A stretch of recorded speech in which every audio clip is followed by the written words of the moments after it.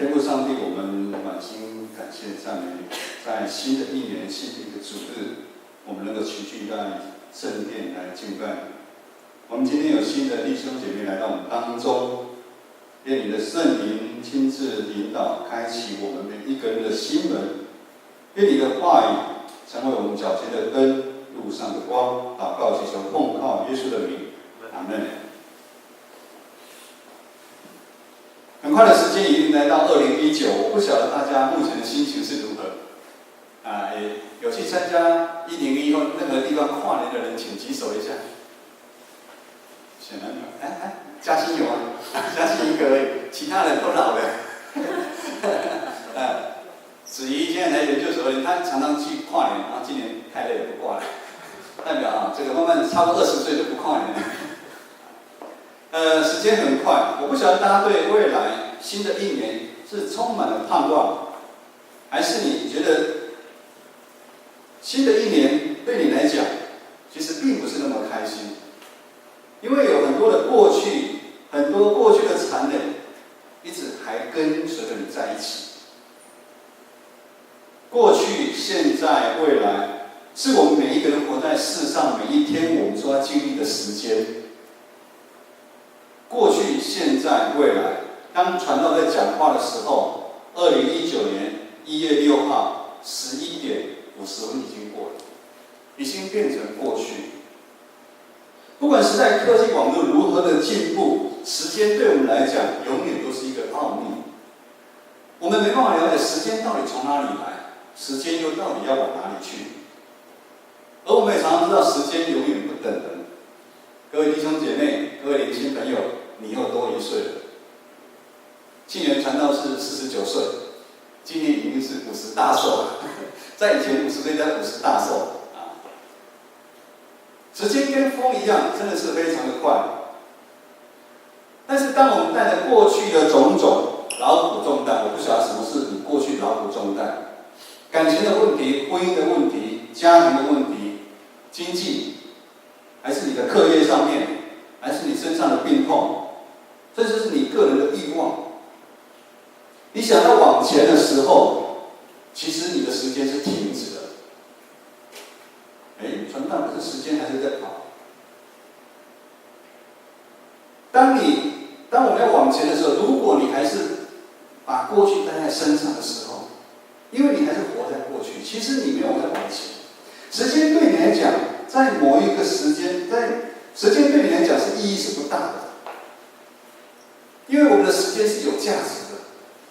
你是虚度光阴，所以时间对你来讲一点意义都没有。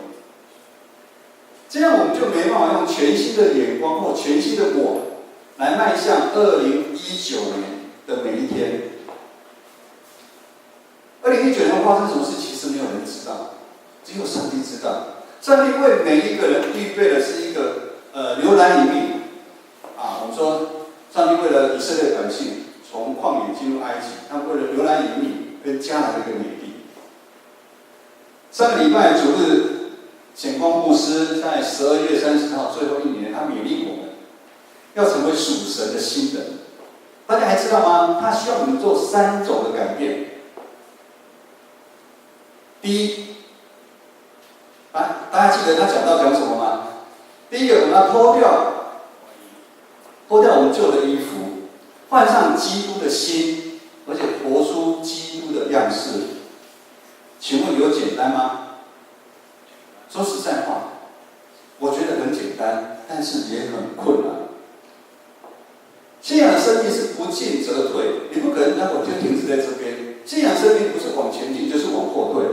如果我们在现在我们没有更新的话，如果我们在现在不想改变，我们不想从这一边改变到这边的话，我们会继续让过去的欲望，甚至我们过去的软弱，一直包围我们的心思意念。我们不但对过去我们无能为力，甚至我们对现在，甚至未来的生活，我们一点确定都没有。子群啊，是我的儿子嘛去当兵，我想他应该很有盼望，就是1月2号他就要退伍。他是很确定他1月2号要退伍，我想他是对未来他很有确信。他也退伍了，在他当兵4个月的期间当中，可是我们会不会对未来我们一点确据都没有？我不晓得你有吗？这是非常恐怖的一件事情。但这也是目前普遍在，不管是在教会，在台湾里面，会遇到这样的一个困境。我们看到社会很多的事件，我们就知道，他就是一定遇到这样的困境。孩子没去上学，竟然是被妈妈杀掉，埋在公墓里面。哇，越来越夸张。到底他们的生命，他们发生了什么样的问题？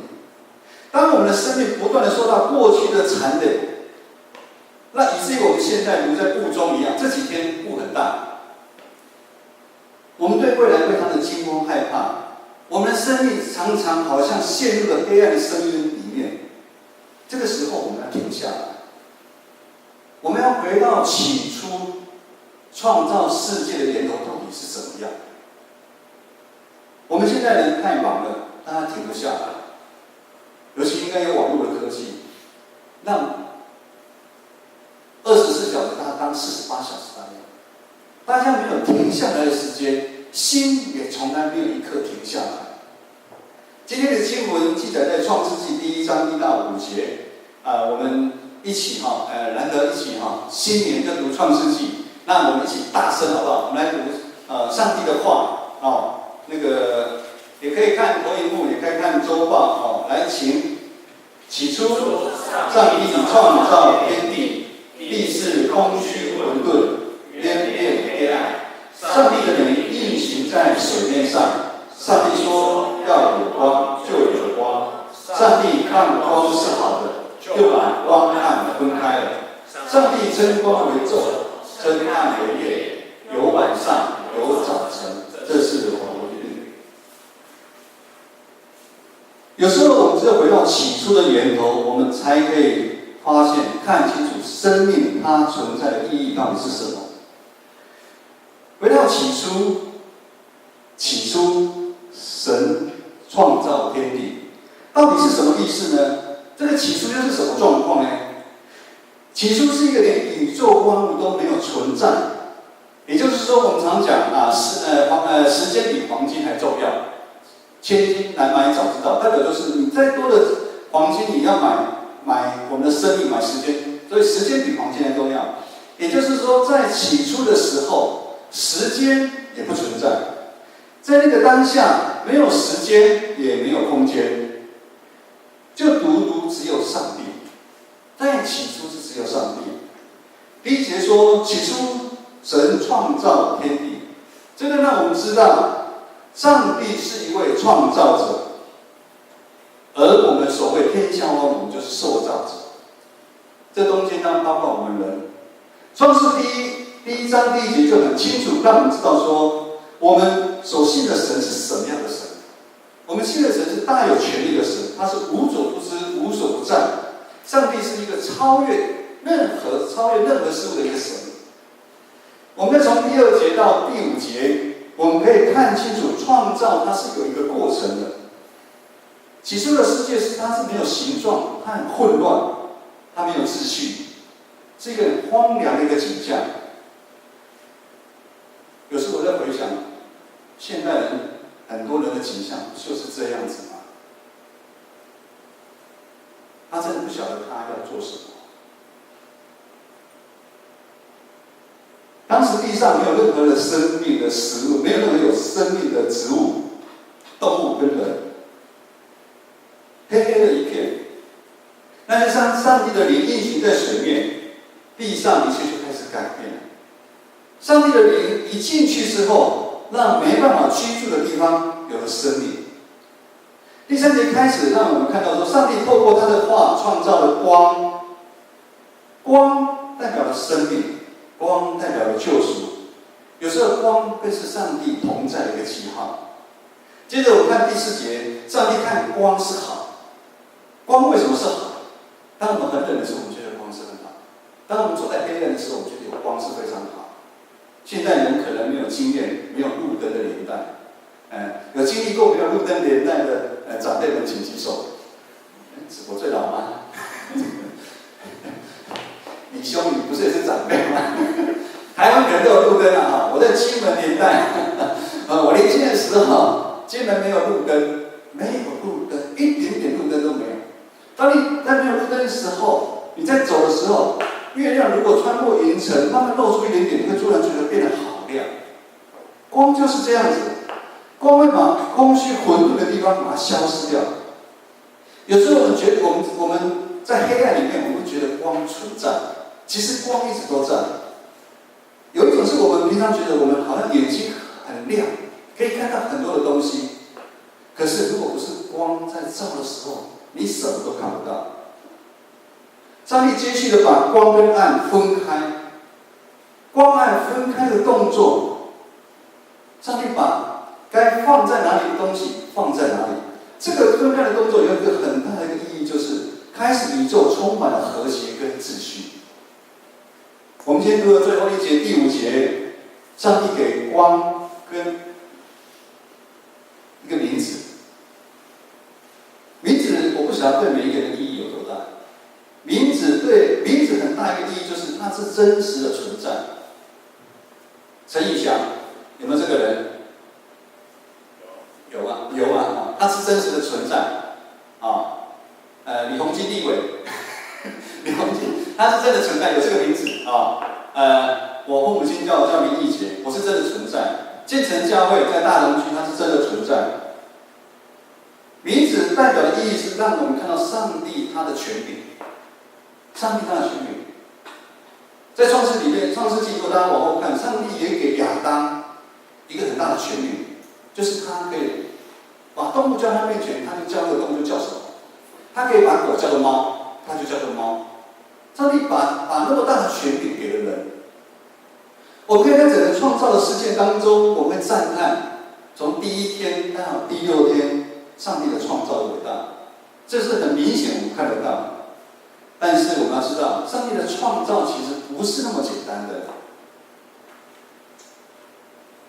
因为上帝是先有爱及牺牲，他才做创造这个动作。意思也就是说，我们不单单是在上帝的伟大中受创造，更多是在上帝的爱跟牺牲当中，我们被创造。既然上帝透过自己的地方创造了这个宇宙万物，就表示上帝首先要将自己某个部分把它空出来。起初什么都没有，上帝在创造的时候，他一定要空出一个地方。正确的说，上帝要牺牲一个地方来完成创造宇宙万物的一个行动。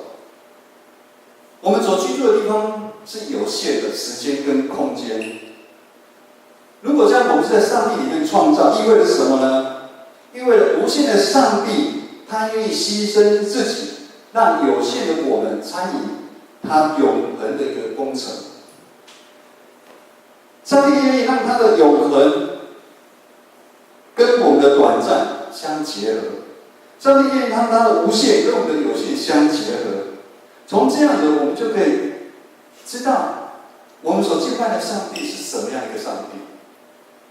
我们的上帝是有来源的，不是你随便想拜什么。我们要对上帝在新的1年里面，这是非常的重要，很关键，就是说你要知道你的信仰的根基，你所拜的神是什么样的一个神。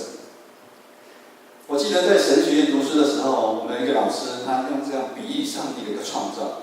当上帝创造的过程，就好像一个妈妈在怀孕的过程当中。我们都不需要我们身体里面有其他的东西，是不是？尤其在现在，那个是就是癌。我们不需要有任何一个东西，但我们都人类神说我们肚子里面长了一个拳头大的一个东西的时候，我们就知道那个是会伤害我们。上帝在创造的过程当中，就像妈妈一样，她牺牲一个地方让小婴儿来住。起初小婴儿是非常的小，可是呢，后来越来越大。这是很神奇的，你不觉得？妈妈可以把那么大的那个小婴儿放在肚子里面，甚至这样的小婴儿在肚子里面对妈妈是有危险的。上帝从起初的创造，他在创造宇宙万物开始，他就是要走上一条牺牲跟爱的一个路。各位弟兄姐妹，2019年已经开始，上帝在新的1年一开始，就透过创世纪跟建成教会弟兄姐妹说话，常做祝福的一个开始。当我们回去看创造的源头，让我们明白一个事实，就是上帝是创造者，我们都是受创造。我们现在看到世界上很多的人，以为他就是创造者，他想怎么样就怎么样。其实他不晓得他自己的身份。受造者要知道，我们的主权是来自于上帝，我们的生命在上帝的手中。但是在上帝的手中这个主权当中，我们又看到一件事情，就是上帝的牺牲跟爱。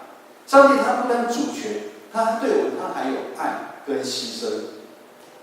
当我们有这样的认识的时候，会改变我们的生命观。生命中的经历常常会有好有坏。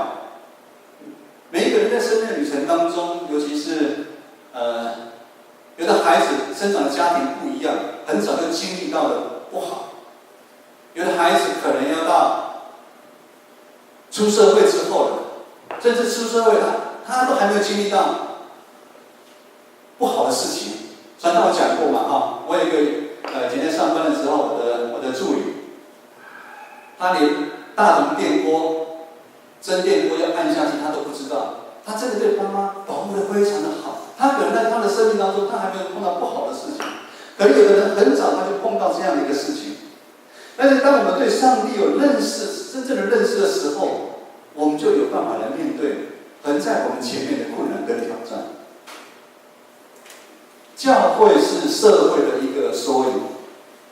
如果我们私底下有去关心跟了解教会的弟兄姐妹，我们就知道，建成教会里面现在不管大人还是小孩，有一些弟兄姐妹还不少，他们的生命因着家庭、因着工作、因着学业，甚至他病痛的关系，他跟人际关系长期都没办法突破。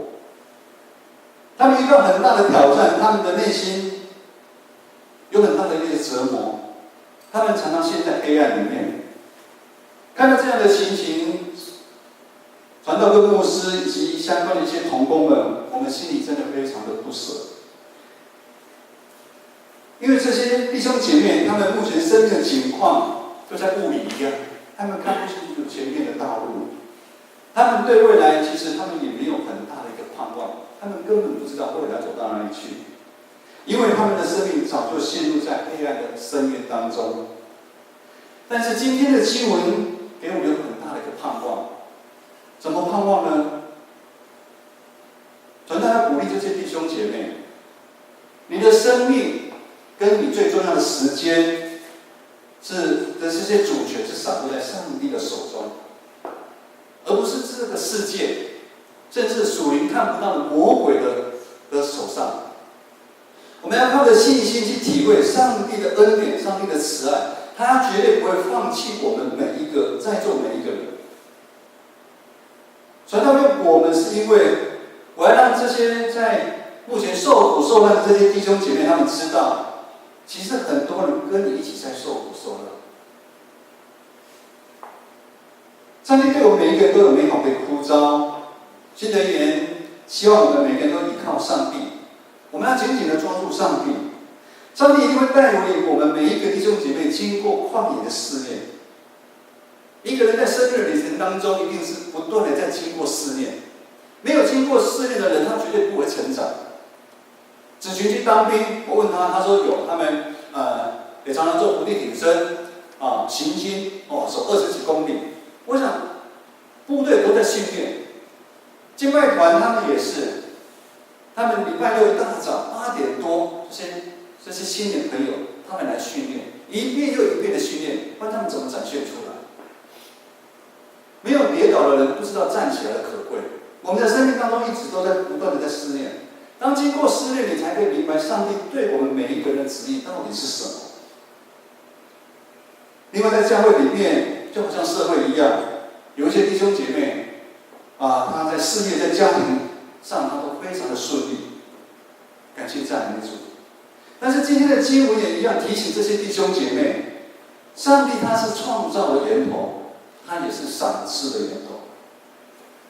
我们有的都是从上帝而来的，你不要因为有就觉得你比别人更不是这样子的。我们读过约伯记，大家记得吗？1章21节，约伯记很有名的一个经节。我赤身出于母胎，也必赤身归回。赏赐的是耶和华，收取的也是耶和华。上帝在我们每一个人愿意是给我们不一样的一个恩赐，他是要呼召我们每一个人做好的管家，做上帝好的管家。如果我们不成为一个好的管家，这些丰盛的赏赐是没有意义的。昨天我们教会可爱的弟兄姐妹眼睛看不到的打电话到牧师馆他手搬东西受伤了那我有感动，我就跟那个我叔妈，我们就到林下路林下路联盟那边，他跟我们讲说他很厉害，他说那边有个药房，他想要买金门一条根金门一条根，我就去买了，然后就送过去。那我叔妈就跟我讲，那个转角口现在有个 7-Eleven， 以前是一个很有名的一个医院，我不知道他讲。他说这个医生一天一个晚上就把所有的家产都输掉了，一个晚上赌博一个晚上就把所有几十年来打拼的家产全部输掉了。赏赐的是耶和华，收取的是耶和华。丰盛的赏赐，如果你没有成为一个好管家，它一点意义都没有，而且反而会成为你的迫害。传道举一个好管家的一个例子。我跟牧师来教会1年多，我知道很多弟兄姐妹很讨厌我跟牧师在台上一直讲奉献的事情。在我以前还在公司上班的时候，我在教会里面，也有一个弟兄姐妹，他会直接或者是间接这个是我叔妈后来跟我讲，我才知道。他还提醒说，你跟你们义姐讲，不要贡献这么多要多留一点钱，以后要买房子。这真是对我很有爱心的好兄弟啊！我们教会从去年开始就有很多的工程陆续在进行跟完成，这些工程帮助我们建成教会看到很大的一个盼望。当圣殿在漏水，谁的心不痛？当我们把它完成之后，我们看到建成有很大的盼望。这当中感谢很多的弟兄姐妹献上金钱，献上心力，尤其是长职同工，真的很辛苦。今年一样，我们有很多的信仰的工程的地基，我们需要一起来进行。我们需要很多的弟兄姐妹带导。我们希望在圣灵的引导之下，更多的人要出来，献上你的心力，成为一个好管家；献上你的金钱，成为一个好管家。各位弟兄姐妹，当我们知道上帝他是创造的上帝，他是无限的上帝，他愿意献出自己，主动邀请我们参与他无限的工程的时候，这个是我们多荣耀的一个时刻。我们不要轻易放弃。但是如果我们大家都不想做一个好管家，我就不晓得建成教会变成怎么样。要记得，不进步就会退步。其实我们现在社会新闻很多，我们都知道，我们常常在地面上所拥有的荣华富贵，真的是暂时的。这个不是好像在是不是好像在说服大家事实上是暂时的，真的是暂时的。现在社会新闻那么多，大家可以看，很快就过去了。我和牧师传讲的奉献，不过是希望弟兄姐妹将上帝丰盛赏赐给我们一部分，给我们的原本我们该给上帝的，要还给上帝啊！我觉得我们建成教很多人都偷取上帝的荣耀，我们该还给上帝，要还给上帝啊！各位弟兄姐妹，新的一年，希望我们不要成为我刚刚讲的我以前母会的那个兄弟，那个好兄弟，他自己不奉献，他要阻挡我奉献那一位好的兄弟。反正可以不客气这样讲，那位兄弟，那位我所谓好的兄弟，他信了耶稣，跟我信的耶稣不一定能一样。他认识的耶稣跟我认识的耶稣也不一定能一样。我们在座很多人是这样的，我们认识的上帝不一定会都一样。奉献真的不过是我们要做上帝好管家里面其中最简单的一步而已。要我们将尾声我们的时间摆上，让我们敬神爱人，那才是最困难的。过年前，我们舞会的长老他们一家来我们家探访，请安啊。以前我们是非常好的，我们以前常常会一起出去玩啊。我们的孩子跟他们孩子是从小一起长大啊。他跟我讲一个让我很震惊的事情啊。他们教会最近有一个11奉献，每个月11奉献20万，哇！我第一次听到，我吓死了。每个月11奉献20万，感谢神。但是我跟你讲，奉献真的只是最简单的，奉献只是把钱拿出去。我们成为上帝的好管家，不只是这个，我们要摆上我们的心钱，我们要看到我们在周报里面，我们很多弟兄姐妹需要带导的，你有没有私底下默默去关心他，默默去为他祷告？我们很多很久没有来的老弟兄、老姐妹，我们有没有默默的去关心他？这才是最重要的。最后，传道要跟大家一起回想2018年，我们建成教会有很多的弟兄姐妹一起回应上帝的呼召跟委身，很多人静静的在每个团契里面甘心乐意的服侍。不管是很多人不知道、没接触的，我们周间我们社区化所那些志工们。所以我这次跟基会长老讲说，那些志工们的奖状要把它贴在公布栏，让大家看一下，我们这些志工们平常礼拜1到礼拜4到礼拜5，他们来服侍我们社区的长者。其中有一个长者，我们在这次的决信当中，他讲一个让我也很感动。他是成功高中退休的一个老师，他说他退休5年了，他都躲在家里面，他出不来。我也不晓得为什么他出不来。邻居跟他讲，前面有个教会在做社区，你可以去看看。他说我不要去教会，为什么？我怕他们给我传教，拉我进去啊。他很害怕。可是当他来的时候，他发现到不是，他来教会，他看到很多志工，大家很爱他，鼓励他。他也还不到70岁。他也看到这边的一些80、90岁的长辈们很有活力的时候，激励了他。我觉得他是可能一退休下来，他整个心不晓得怎么死掉还是怎么样，他又活起来，所以他那一天特别第一个就跑出来做见证。平常我们很多的弟兄姐妹生病，或者是在家里没办法出来的，也有很多的弟兄姐妹，我们有一群宏大的关怀志工在探访，主日爱恋的服侍，在我们手上拿到一碗很简单的像今天我们是那个。海鲜冬粉汤，这很多的弟兄姐妹，他们的努力，他们的摆上，才成就的。今天2019年第一个礼拜，也有很多我们从今年开始，我们每个人都有认献，对不对？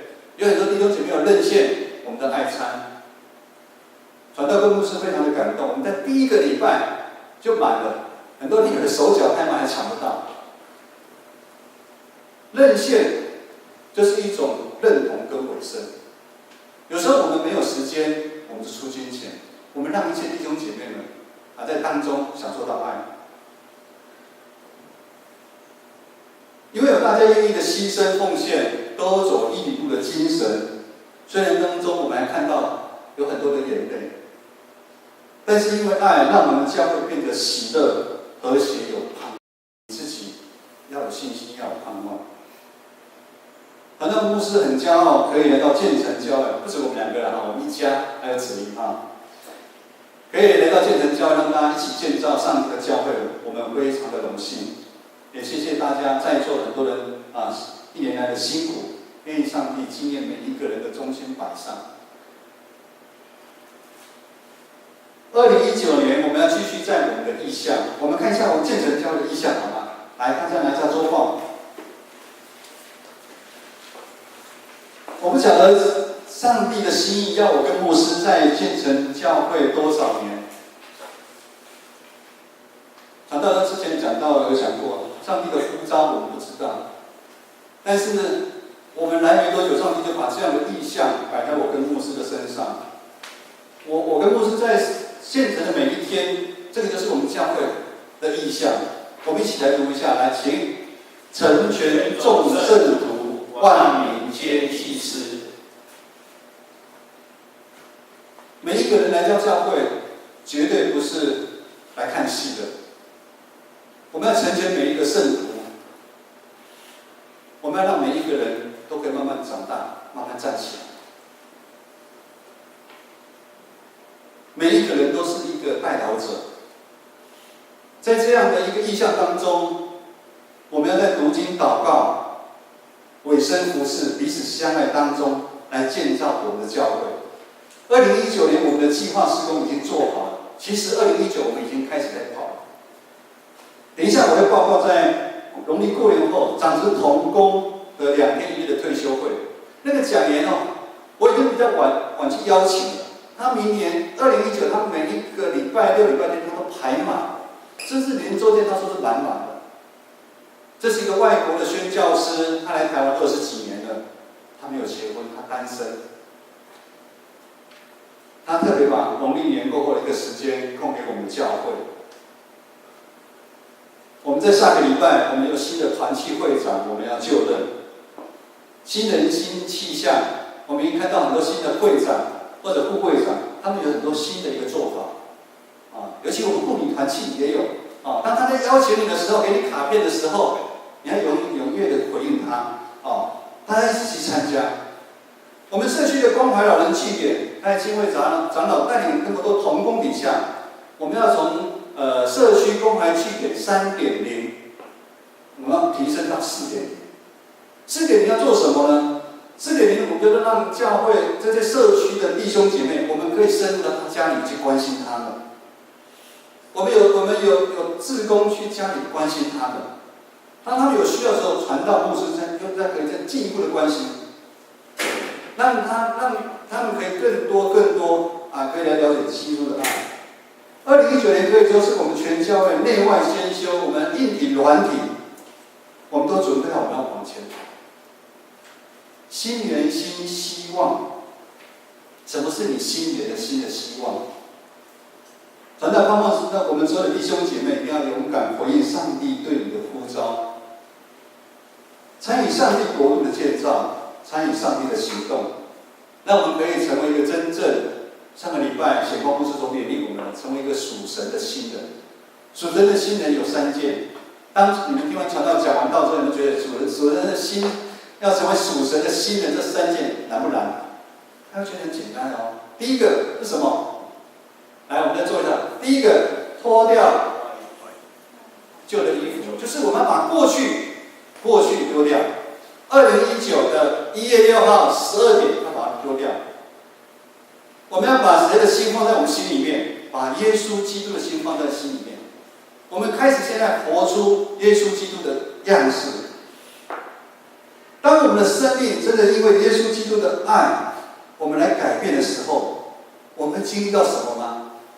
我们会经历到最起初，上帝创造天地，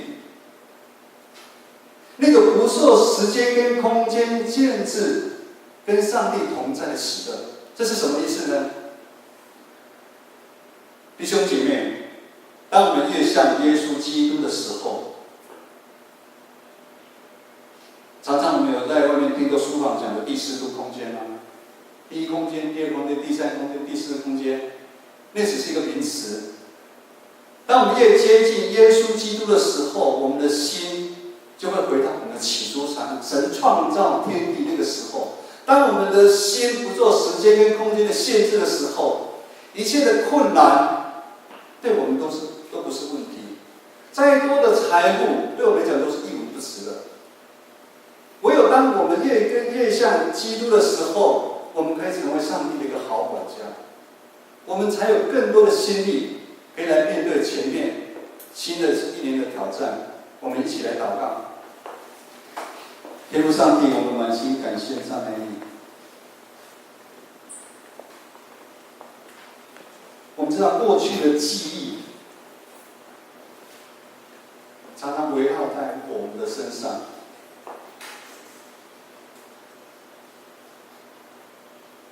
可能是别人对我们的伤害，我们一直没办法原谅他，那个记忆一直还在。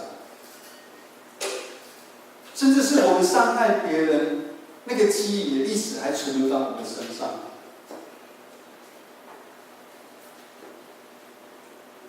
求神帮助我们，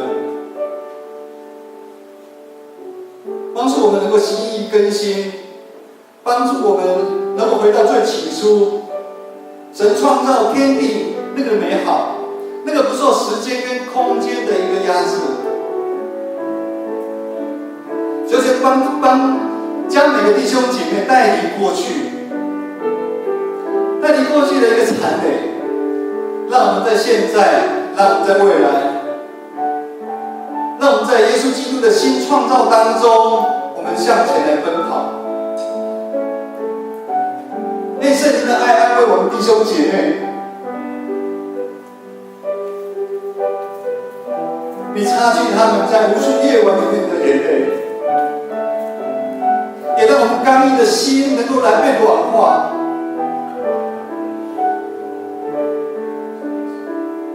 让我们一同站立来唱这首歌，上帝的爱。